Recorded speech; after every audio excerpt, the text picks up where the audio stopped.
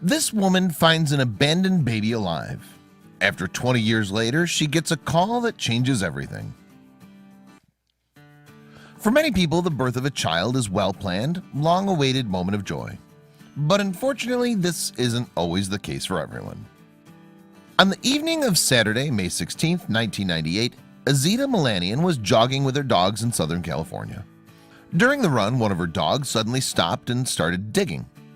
When Azita looked to see what the dog had found, she was shocked to see two small feet poking out of the ground. Azita assumed that the child in front of her was dead, but then he unexpectedly cried. She quickly dug out the newborn, who still had his umbilical cord hanging from his belly button. "Please don't die," she said to the baby, according to the Los Angeles Times. "I'll never leave you. I love you." The child hadn't just been dumped there, but had also been buried alive. "He grabbed at my wrists and stopped crying," Azita said. "It was very emotional." What kind of person could have done something so terrible to a newborn baby? Azita rushed the little one to the hospital, where he received immediate care.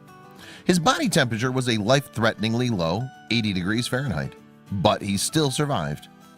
The authorities tried to find the person who abandoned the boy, whom the nurses at the hospital named Christian, but they came up empty-handed. The police received an anonymous phone call a month later from a woman claiming to be the mother. She asked what the punishment would be, but then she hung up. The authorities suspected that the mother was very young and probably panicked after giving birth and dumped the child. Azita considered adopting Christian herself, but after all the media attention, she thought it would be too easy for someone to find him. For a while, she tried to keep up to date on how Christian was doing, but after the boy was adopted, it wasn't possible anymore.